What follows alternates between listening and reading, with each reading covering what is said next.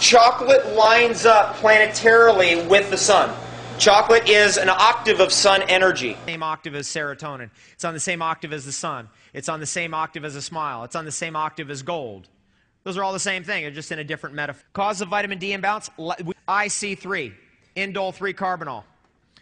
You guys want this? Yes. Remember? Here we go. Okay. Way in the back there. The estro block, because it breaks down all the bad estrogen, so it gets the dude out of the seat. Then you bring the Tonkat Ali in. Right? You get the dude out of the seat, then you bring the progesterone cream in. That's how you take your passion flower powder, and then you bring in your maca. Boom. So it bumps, and then you can get the dude right in there into the seat. Sure that Rudolf Steiner said is associated with the stars. Right? Deer like, cows like, ugh. Native Americans were deer eaters, not cow eaters. They had a completely different consciousness. Deer eaters have a different consciousness than a cow eater. A deer eater is actually more into consciousness in the stars, in the heavens, more in the ethereal realms. A cow eater is like, we're here. Look at maca. That's what maca looks like. Cross maca and it's San Pedro cactus. It's coca, it's maca, and it's San Pedro cactus. Just to adapt to that. This is a critical support food, 100-meter elevation. It's pretty high up there. Goji berry. This is a critical support food for healthy hormones, healthy hormone production, healthy protein, forming the hormone, but it's not getting out of the gland. That's where ginseng comes in. Ginseng opens a little squeaky valve on the gland, and the hormone can get out. There's a little cap on your gland. It's got a little lid on it, but that can get rusty. And ginseng lubricates it, makes it go, so the ginseng can allow the hormone to get out, because you might be forming the hormone, but it doesn't get out. And dong quai grows wildly there. Angelica root. Very, very important herb. It looks a lot like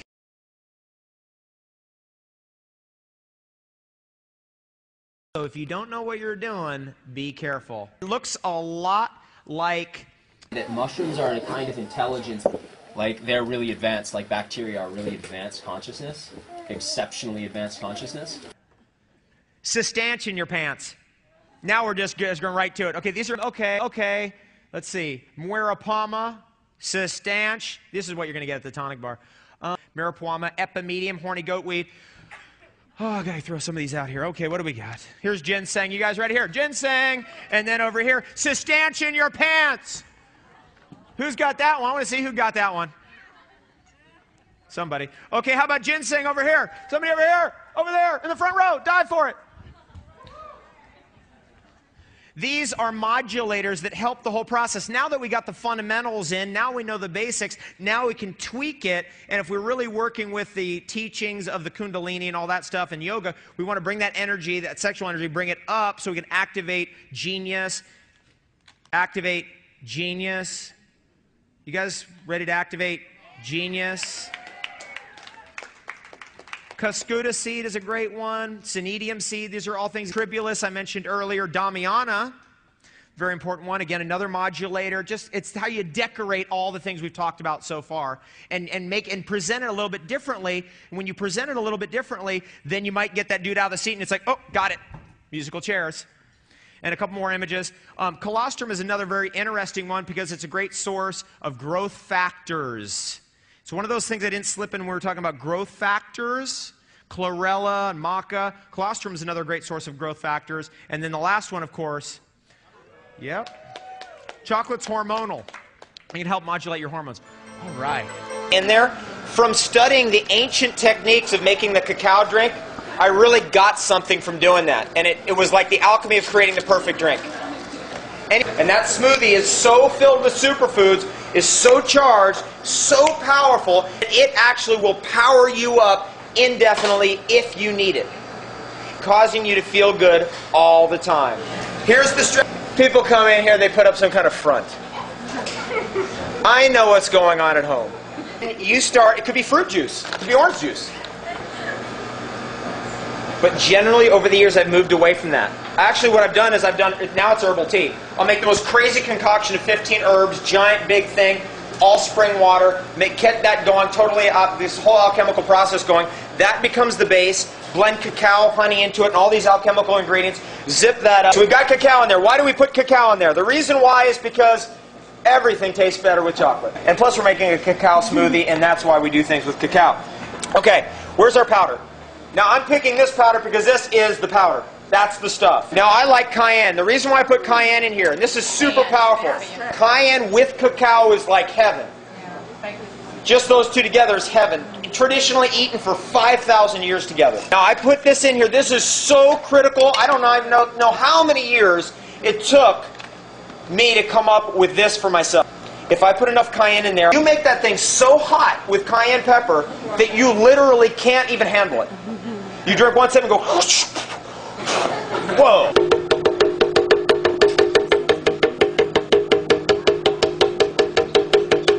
Now, we're going to get into the herbal components here. I like this goji berry powder because it's fierce. This is one of the best products going. This is full on. We got the herbal component going. Now we're going to get the maca. We got to get that in there. Maca is a root from the Andes Mountains. This is one of the best aphrodisiacs going. When you mix it with cacao, you really got something going on. Look at what we got. Now we got the chocolate alchemical element. Now here's the chocolate element. Here's what it means kind of in the Steiner sense or from the planetary sense. In fact, it's the energy of the center of the sun. It's a male energy that comes down off the sun. So if you don't know what you're doing, be careful. And it actually, out of all the plants, the cacao is right on line, target of the center of the sun, which we call in our body the heart. And actually, cacao is right up with the center of the sun, which is the center of the heart, which is called the sacred heart. So the cacao is hitting that frequency of the sacred heart. And it's an energy that comes from the sun. Now, in terms of planetary alchemy, what you want to use to balance off the cacao, because it's an alchemical process, you need something that's coming up with the earth force, or we call it the ormus, an energy that moves out of the earth towards the sun. That's ormus. Remember what I was telling you about? Like if you become loaded with ormus, all the cosmic energies come right into you because it wants to mate with you. Energy, substance, it comes from out of the earth. When you cut it open, you'll see it has a blue shimmer in there sometimes. Indicator of the ormus. Goji berry has the ormus in it. That's a little trick. It's in the polysaccharide. I don't know if maca does, but I suspect it does because it has that alchemical synergy. That stuff is so potent, it's just ridiculous. The herbal components that we like to put in there, like the medicinal mushrooms. Example, if somebody's going to eat 30 bananas a day and do the natural hygiene diet, I know what's going to happen. I've been in this industry 17 years. I've seen it all. Have that ormus force, an energy that uplifts and levitates. Mushroom spores have been found at every altitude of the earth, right up into the troposphere. Right in the ionosphere, stratosphere, everywhere. Every single height has been found mushroom spores because they can levitate off the planet because they're surrounded by a shell of ormus, which actually is trying to get to the center of the sun. Occasionally, it gets slingshotted right off the center of the sun and gets propelled out into the atmosphere, into the solar system, and then eventually gets slingshotted out across the galaxy, like the way we do our satellites. And so mushrooms are, in fact, not from here. They're from somewhere else. They came here. They rode in on the cosmic wind. All right. I want to say that mushrooms are a kind of intelligence beyond, like, they're really advanced, like bacteria are really advanced consciousness, exceptionally advanced consciousness. In our categorization, we've got the base, we've got the cacao, sacred heart energy, we've got the herbs that balance off against the sacred heart energy, the ormus energy. We've got now the fat, which is coconut meat. We can also use cashews. Do we have any of our cashews here? Okay, great. We're going to throw a few cashews in there. And then we're going to go with a final little bit, which is a sweetener. I like yukon root syrup because it's really got everything we want. It's sweet to the taste, but it doesn't cause candida, and it doesn't cause things like the C word, to get worse. You ever seen the C on the rock that supposedly was on the moon on that one picture and it had a C on it? That's the kind of C we're talking about here. Where do you want dates? Dates? I've seen people get into trouble with dates. A lot of kinds. Meaning sugared out. You get like up and down, start flipping out. Master cleanser. You got the cacao, sacred heart energy. We've got the herbs that balance because they're surrounded by a shell of ormus somewhere else. They came here. They rode in on the cosmic wind. All right. We are going to put, let's see, what else do we got here? Because it has a high herbal component, it goes little sugar as possible, as little sweet as possible, and go as bitter as possible, so you drink it slower. You've read about the master cleanser. You've read about these lies they're telling you that honey is whatever, blah, blah, blah. Honey is the highest spiritual food on the planet, period, end of story. Honey has the ormus in it, period, end of story. Honey is the most natural sweetener for us, period, end of story. By far, it's a joke.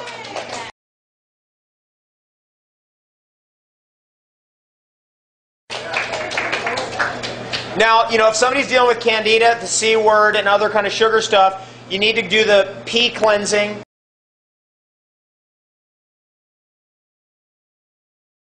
Getting those critters out, those little guys that are hanging on tight, and really get off the sugar for a while and experience what that's like.